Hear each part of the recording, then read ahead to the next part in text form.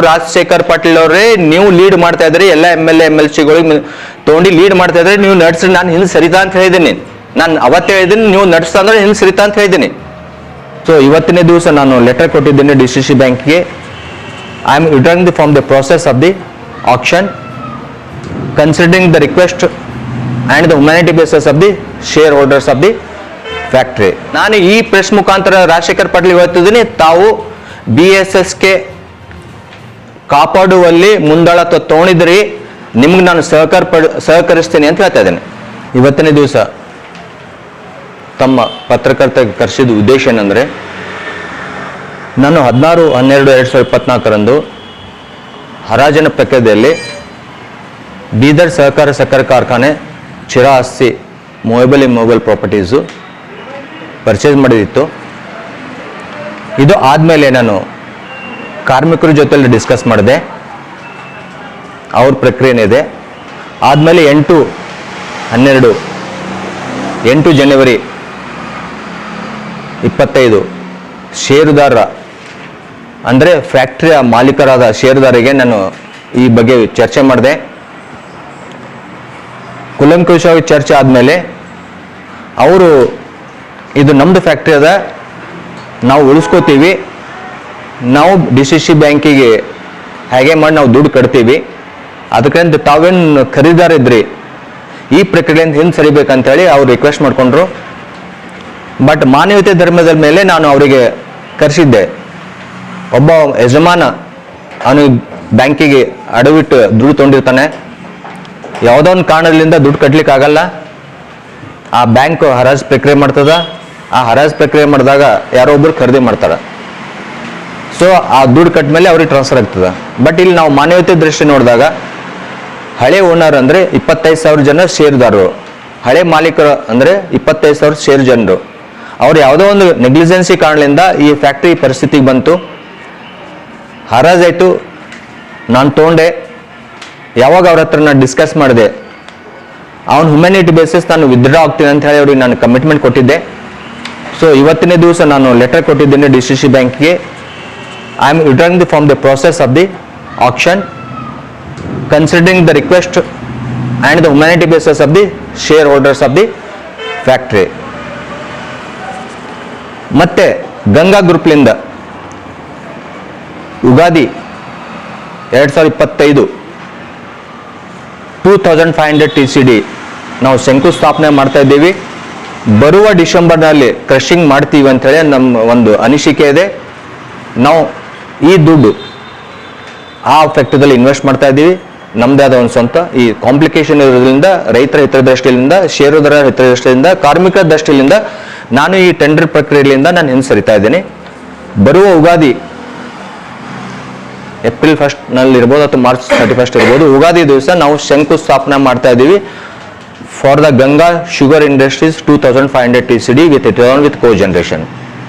Place 3 selection ಮಾಡೀವಿ, ಅವು 3ರಲ್ಲಿ ಒಂದು ಫೈನಲ್ ಮಾಡ್ತಾ ಇದ್ದೀವಿ ಶಾರ್ಟ್ಲಿ ಮಾಡಿ ಅಲ್ಲಿ ಪ್ರಕ್ರಿಯೆ ಮಾಡ್ತಾ ಇದ್ದೀವಿ. ಇವಾಗ ದುಡ್ಡು ಎಲ್ಲ ಹತ್ರ ಇದೆ, ಮಾನವೀಯತೆ ನಾವು ನೋಡ್ಬೇಕಾಗ್ತದ. 25,000 ಮಾಲೀಕರೇನು ಅಂತೀವಿ, ₹1 ಆಗ್ಬೋದು, 1 ಶೇರ್ ಇರ್ಬೋದು, 100 ಶೇರ್ ಇರ್ಬೋದು, ಪ್ರೊಡ್ಯೂಸರ್, ನಾನ್ ಪ್ರೊಡ್ಯೂಸರ್ ಅಂಡ್ ಕಾರ್ಮಿಕರು. ಆ ಸಮಸ್ಯೆಯನ್ನು ಬಗೆಹರಿಸಿ ಅವರು ಟೆಂಡರ್ ಪ್ರಕ್ರಿಯೆ ಮಾಡಬೇಕಾಗಿತ್ತು. ಅವರು DCC ಬ್ಯಾಂಕ್ ಅವ್ರದೇ ಆದ ಒಂದು ಪ್ರಕ್ರಿಯೆಯಿಂದ, ಕಾನೂನು ಪ್ರಕ್ರಿಯೆಯಿಂದ ಮಾಡಿದ್ದಾರೆ. ಅವ್ರು ದುಡ್ಡು ರಿಕವರಿ ಅಷ್ಟೇ ನೋಡ್ತಾ ಇದ್ರೆ, ಅವ್ರಿಗೆ ನೋಡ್ತಾ ಇಲ್ಲ. ಈಗ ನನ್ನ ದುಡ್ಡಿದೆ, ನಾನು ಎಲ್ಲೂ ಹಾಕ್ಬೋದು, ಎಲ್ಲೂ ನಾವು ಫ್ಯಾಕ್ಟ್ರಿ ತೆಗಿಬೋದು, ಇಲ್ಲೇ ತೆಗಿಬೇಕಂತೇನಿಲ್ಲ. ಹೀಗಾಗಿ as A share holder of the factory ಆ ದೃಷ್ಟಿಯಲ್ಲಿ ನಾವು ವಿಚಾರ ಮಾಡಿ ಈ ಪ್ರಕ್ರಿಯೆಯನ್ನು ನಾವು ಹಿಂದೆ ಸರಿತಾ ಇದ್ದೀವಿ. ಇಲ್ಲಿ ಬೇರೆ ಅರ್ಥ ಮಾಡ್ಕೊಂಬೋ ಅವಶ್ಯಕತೆ ಇಲ್ಲ. ಏನು ಹಿಂದೆ ಸರಿತಾ ಇದೆ ಅಂದರೆ ಇವ್ರ ಹತ್ರ ದುಡ್ಡು ಇಲ್ಲ ಅಂತ ಆ ಅರ್ಥ ಬರ್ತದ, ಆ ಅರ್ಥ ಇಲ್ಲ. ನಾವು ಯುಗಾದಿಗೆ ಶಂಕುಸ್ಥಾಪನೆ ಮಾಡ್ತಾ ಇದ್ದೀವಿ 2500 TCD with co generation with ethanol. So ನಾವು ಆ ಹೊಸ ಫ್ಯಾಕ್ಟ್ರಿ ಉದ್ಘಾಟನೆಗೆ ತಮಗೆ ಆಹ್ವಾನ ಮಾಡ್ತೀವಿ. ಮತ್ತು ಡಿಸೆಂಬರ್ನಲ್ಲಿ ಕ್ರಷಿಂಗ್ ಸ್ಟಾರ್ಟ್ ಮಾಡಬೇಕು, 10 ಮಂತ್ಸಲ್ಲಿ ರೆಡಿ ಆಗುತ್ತೆ, ಮಾಡಬೇಕು ಅಂತ ಒಂದು ಉದ್ದೇಶ ಇದೆ. ಸರ್ ನೋಡಿ, ನಾನು BSSK ಹಿತರಕ್ಷಣಾ ಸಮಿತಿ ಅಧ್ಯಕ್ಷ ಆದೆ. ನಾನು ಸುಮಾರು ಸಲ ಮೀಟಿಂಗ್ ಕರೆದೆ, ಪ್ರಕ್ರಿಯೆ ಯಾರ್ದು ಬರಲಿಲ್ಲ. ಈ ಟೆಂಡರ್ ಆದಮೇಲೆ ಮೊನ್ನೆ 250 ಜನ ಷೇರುದಾರ ಬಂದಿರು, ಅದು ಫಸ್ಟ್ ಟೈಮ್. ನಾನೇ ಹೇಳಿದೆ, ನಿಮ್ಮ ಕಾರಣದಿಂದ, ನಿಮ್ಮ ನೆಗ್ಲಿಜೆನ್ಸಿ ಕಾರಣದಿಂದ after exit of the Eshwar Khandre 1/4/2010 to 31/3/2024 ನಿಮ್ಮ ನೆಗ್ಲಿಜೆನ್ಸಿ ಕಾರಣದಿಂದ ನಿಮ್ಮ ಏನು ಕೂಡಿಸಿ ಮುನಿಮ್ 5 ವರ್ಷಕ್ಕೊಂದ್ಸರಿ ನೀವು ಮುನಿಮ್ ಕೂಡಿಸ್ರಿ ಎಲೆಕ್ಷನ್ ವೋಟ್ ಮಾಡಿ, ಅವ್ರ ನೆಗ್ಲಿಜೆನ್ಸಿಲಿಂದ ನಿಮ್ಮ ನೆಗ್ಲಿಜೆನ್ಸಿಯಿಂದ ಅವ್ರು ಕೂಡ್ಸಿರಿ, ಅವ್ರ ನೆಗ್ಲಿಜೆನ್ಸಿ ಇಲ್ಲ, ಅವ್ರ ಉದ್ದೇಶಪೂರ್ವಕವಾಗಿ ನಿಮ್ಮ ಹೊಲ ಹರಾಜು ಮಾಡಿದ್ದಾರೆ.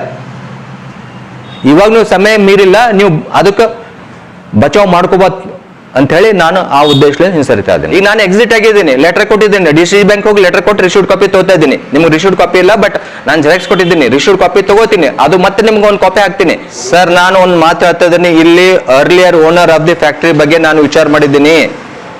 ನಾನು ಎರಡೂ ಮಾತಾಡಿದ್ದೀನಿ. ನಾನು ಹಿಂದೆ ಸರಿತೀನಿ, ನೀವು ರಾಜಶೇಖರ್ ಪಾಟೀಲ್ ಅವರೇ ನೀವು ಲೀಡ್ ಮಾಡ್ತಾ ಇದ್ರಿ, ಎಲ್ಲ MLA MLCಗಳಿಗೆ ತೊಗೊಂಡು ಲೀಡ್ ಮಾಡ್ತಾ ಇದ್ರಿ, ನೀವು ನಡ್ಸಿ ನಾನು ಹಿಂದೆ ಸರಿತಾ ಅಂತ ಹೇಳಿದ್ದೀನಿ. ನಾನು ಅವತ್ತೇ ಹೇಳಿದ್ದೀನಿ, ನೀವು ನಡೆಸ್ತಾ ಅಂದ್ರೆ ಹಿಂದೆ ಸರಿತಾ ಅಂತ ಹೇಳಿದ್ದೀನಿ. ನಾನು ಹಿಂದೆ ಸರಿತಾ ಇದ್ದೀನಿ. ಸಾರ್ವಜನಿಕವಾಗಿ ಎಲ್ಲರೂ KDP ಮೀಟಿಂಗ್ ನಲ್ಲಿ 5 ಕೋಟಿ ಕೊಡ್ತಾ ಅಂತ ಹೇಳ್ಯಾರ. 8 ಜನ ಇದ್ದಾರೆ, 40 ಕೋಟಿ ಆಯ್ತು. ನಾನ್ ನಿಮಗೆ ಒಂದು ಪತ್ರಕರ್ತರ ಮಿಸ್ತ್ರಿಗೆ ಹೇಳಲಿಕ್ಕೆ ಇದ್ದೀನಿ, 250 ಕೋಟಿ ಹಾಕಿ ನಾನು ನಡೆಸಿ ಪ್ರಾಫಿಟ್ ಮಾಡ್ಕೋತೀನಿ ಅಂದ್ಮ್ಯಾಗ ಅವ್ರು 40 ಕೋಟಿ ಹಾಕಿ ನಡೆಸಿ ಪ್ರಾಫಿಟ್ ಮಾಡ್ಲಿಕ್ಕೆ ಆಗಲ್ಲ. ಪಾಸಿಬಲ್ ಎರಡು ಇದೆ. ಅವ್ರ ಇಚ್ಛಾಶಕ್ತಿ ಬೇಕು. ಇವತ್ತು ರಾಜಶೇಖರ್ ಪಾಟೀಲ್ ಲೀಡ್ ಮಾಡ್ತಾ ಇದ್ದಾರೆ, ನಾನು ಅವ್ರಿಗೆ ಸಹಕರಿಸ್ತೀನಿ ಇದ್ದೀನಿ. ನಮ್ಮ ತಂದೆಯವರು ಅದಕ್ಕೆ ಇನ್ವೆಸ್ಟ್ ಮಾಡಿದ್ದಾರೆ. ಆ ಅಧಿಕಾರ ಮೇಲೆ ನಾನು ಹೋರಾಡಿದ್ದೀನಿ. ನಾನು 17ನೇ ತಾರೀಕಿಗೆ ನಾನು ಮಾತಾಡ್ತಾ ಅಂತ ಹೇಳ್ತದಲ್ಲ, 17ನೇ ತಾರೀಕಿಗೆ ಮತ್ತೆ ತಮ್ಮ ಪ್ರೆಸ್ ಮೀಟ್ ಮಾಡಿ ಕರೆದು ಮಾತಾಡ್ತೀನಿ. ಇದೇ 17. ಇವತ್ತು 5th ವಿಡ್ರಾ ಆಯ್ತು, ನಾಳೆ ಲಾಸ್ಟ್ ಡೇಟ್ ಇದೆ. ನಾಳೆ 5 ಗಂಟೆವರೆಗೂ ಅವ್ರು ವೇಟ್ ಮಾಡ್ತಾರೆ. 5 ಗಂಟೆ ಏನು ಡಿಸಿಷನ್ ತಗೋತಾರೆ ಅವ್ರಿಗೆ ಬಿಟ್ಟಿದ್ದು. 17ನೇ ತಾರೀಕಿಗೆ ನಾನು ಪ್ರೆಸ್ ಮೀಟ್ ಕರೆಸ್ತೀನಿ.